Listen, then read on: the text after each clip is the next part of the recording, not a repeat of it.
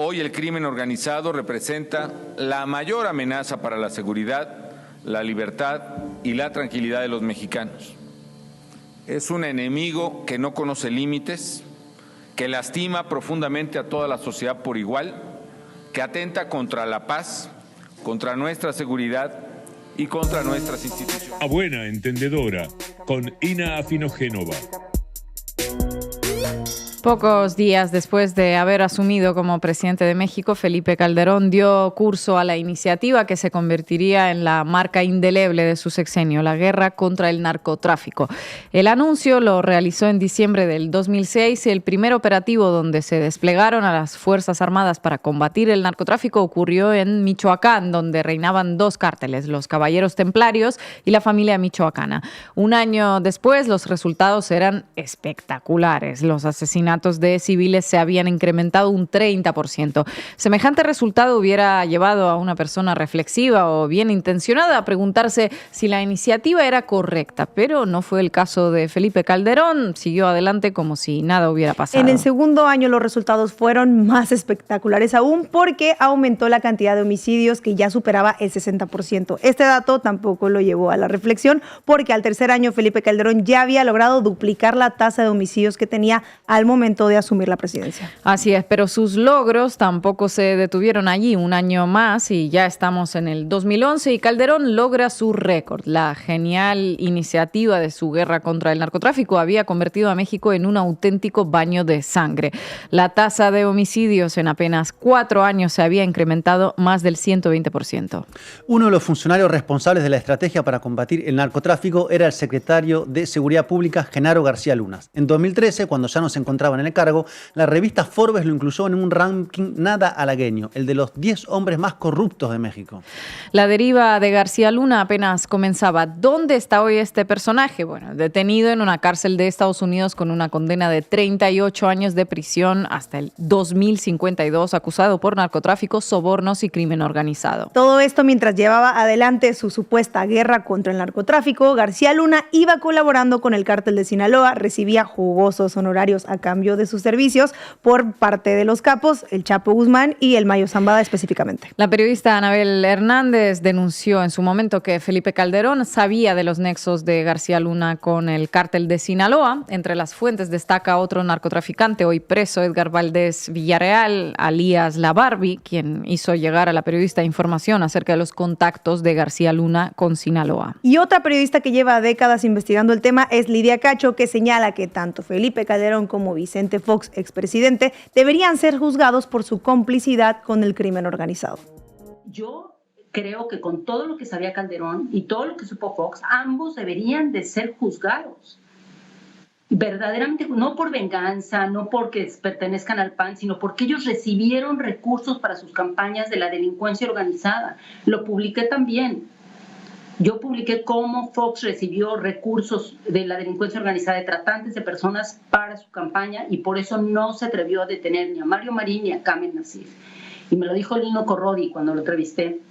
Me dijo, nunca los van a detener por eso. Y lo mismo sucedió con Calderón. Recibió dinero sucio para sus campañas. El PAN llegó así. La guerra contra el narco bien podría haberse llamado la interna del narco. ¿Por qué decimos esto? Bueno, porque los periodistas y otros especialistas que investigaron el tema interpretan a partir del patrón de detenciones y los movimientos de dinero que el gobierno del PAN actuaba en función de proteger y ampliar el negocio del cártel de Sinaloa, atacando a los competidores que le disputaban el campo. Uno de los resultados de esta interna del narco fue la división de los grandes cárteles en otros más pequeños. ¿Cómo se produjo este proceso? Cuando un capo narco es detenido o asesinado, las segundas líneas comienzan una disputa por el liderazgo. Y esa disputa no se realiza mediante el diálogo, el consenso o la votación, precisamente. Yo pensé que había democracia en el narco. Pues no, es a los tiros y con cosas peores también. Este proceso de cariocinesis llevó a que de 6 grandes cárteles que dominaban el narcotráfico surgieran alrededor de 73 organizaciones criminales grandes o cárteles más pequeños. La multiplicación de las rivalidades llevó a una escalada de violencia entre las organizaciones criminales y de estas con las Fuerzas Armadas y de Seguridad. El supuesto equivocado que guiaba a la guerra era que cortando la cabeza se terminaba con el cuerpo. En la realidad, los cárteles reaccionaron como la hidra en la mitología griega. Al cortar la cabeza, se multiplicaron las cabezas y se disputaban el control del cuerpo. Y la población civil también fue víctima específicamente de este proceso porque muchas de las detenciones que se realizaban eran totalmente arbitrarias y se fabricaban culpables para complementar estadísticas que pudieran ser mostradas como una total victoria. El abogado José Luis Gutiérrez Guzmán, director de Asistencia Legal por los Derechos Humanos, denunció estas prácticas y un sesgo marcado en las detenciones hacia mujeres e indígenas. Hemos recorrido muchos centros penitenciarios y recorriendo estos centros penitenciarios empezábamos a identificar un patrón muy importante, el uso y el abuso de la prisión preventiva.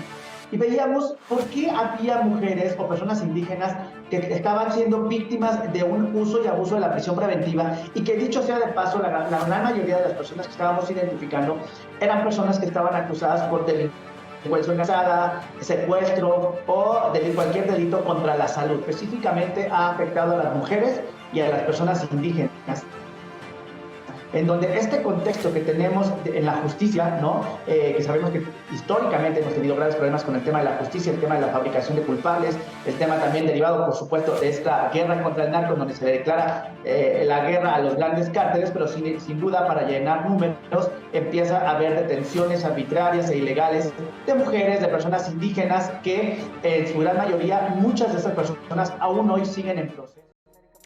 Mientras personas inocentes eran encarceladas para completar planillas de Excel que sirvieran para maquillar un fracaso inocultable, la cantidad de homicidios civiles en el sexenio superó las 100.000 víctimas. Las personas que desaparecieron solo en esos 6 años y que continúan desaparecidas a día de hoy alcanzan las 17.000. Según distintas estimaciones. Lo que no le faltó a este fracaso fue financiamiento. El gasto del Estado dedicado a esta interna del narcotráfico se duplicó durante los 6 años de la presidencia de Calderón. Gastar el doble de plata para obtener el doble de muertos. Calderón no se ajusta a los parámetros de la ética ni de la ley, pero las justas proporciones de la matemática parece que sí son lo suyo. Pero lo que no viene de las matemáticas, sino más bien de la política, es otra de las motivaciones, que también es una motivación espuria, que Felipe Calderón Hinojosa habría tenido que desatar esta falsa guerra contra el narco, porque hay que legitimarse, y voy a dar un poco de contexto. Calderón accedió a la presidencia, según los resultados oficiales, por un escasísimo margen de 0.62% respecto a la cantidad de votos que obtuvo López Obrador en ese entonces. Y estas elecciones fueron denunciadas como fraudulentas. Calderón llegaba a la Asunción rodeado de mucha sospecha. Para Jesús Lemus, otro periodista especializado en materia de narcotráfico, ese contexto es una clave en la guerra desatada por el gobierno. Poner al ejército en la calle era una manera de lograr estabilidad para un gobierno que nacía débil. Lo que detona esta guerra ni siquiera es un hecho de violencia o que tenga que ver con el narcotráfico. Es el temor de Felipe Calderón a ser señalado por los grupos de izquierda de la usurpación que hizo del poder, del robo que tuvo de la presidencia de la República en el triunfo electoral que le hizo Andrés Manuel López Obrador. Y él se siente más cómodo sacando al ejército para sofocar cualquier represión social que se pudiera presentar. Claro, la tapó, la hizo pasar como que era de guerra contra los grupos de la delincuencia organizada, pero en realidad lo que detona la formalización de la guerra contra el narcotráfico es el temor de Felipe Calderón a ser destituido por las masas del cargo que nunca lo eligió la gente. Otro subproducto de involucrar a las Fuerzas Armadas en la lucha contra el narcotráfico fue la multiplicación de las denuncias por violaciones de los derechos humanos. Además, como ocurre en todo el mundo, las Fuerzas Armadas tienen sus propios tribunales para juzgar el desempeño de sus integrantes. El corporativismo alimentó entonces la impunidad. La cara más brutal de esta fracasada guerra contra el narco fue la aparición de un nuevo flagelo que México no padecía, el paramilitarismo representado en el grupo conocido como los Zetas. En un primer momento, los Zetas eran un grupo armado que trabajaba para el cártel del Golfo. Y fue creado por un militar, Arturo Guzmán de Sena, que había sido entrenado por el ejército israelí, y entre sus primeros integrantes también se encontraban oficiales que habían pasado por la Escuela de las Américas, que es la institución en la que Estados Unidos entrena a militares latinoamericanos en técnicas de contrainsurgencia que incluyen, obviamente, la tortura, Yo creo que gente divina, gente buena, gente de bien. Divina, gente de bien. Arturo Guzmán de Sena formó los Zetas reclutando militares de élite de las llamadas Fuerzas Especiales, en particular del GAFE, Grupo Aeromóvil de Fuerzas Especiales. Y de esta manera, los narcos, en particular el Cártel del Golfo, accedió a un sicariato de élite con mano de obra bien formada e entrenada. Luego de trabajar para el Cártel del Golfo, los Zetas terminaron independizándose, formaron su propia organización criminal y, como no podía ser de otra manera, terminaron enfrentándose a sus antiguos jefes. El enfrentamiento fue tan cruento que poblaciones enteras en la frontera entre Tamaulipas y Texas se convirtieron en pueblos fantasmas. Algunas de las masacres perpetradas por este grupo, nos vamos a ahorrar describirlas, pero créanme, superan lo más macabro de lo más macabro. Los Zetas marcaron un salto cualitativo en el ejercicio de la violencia ligada al narcotráfico y, a modo ilustrativo de su poder de fuego, durante la detención en Tamaulipas de uno de sus fundadores, Jaime González Durán, fueron incautados 500,000 cartuchos, 400 armas y 287 granadas. ¿De dónde habrán llegado, no? La guerra contra el narcotráfico de Felipe Calderón pretendía que las Fuerzas Armadas combatieran a las organizaciones criminales. Los Zetas son la metáfora y la hipérbole de su fracaso. Militares de élite formando su propio cártel y cometiendo crímenes indescriptibles. Gracias, compañeros.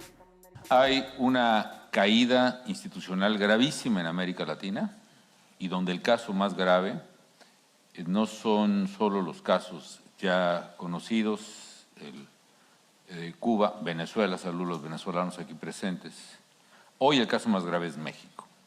Nadie lo está tomando con seriedad, en mi opinión. Parece business as usual, pero si hace 2 años en una mesa que coincidí con el presidente Aznar en la Fundación Internacional para la Libertad de Vargas Llosa, decía yo que México era una democracia a punto de caer, puedo decir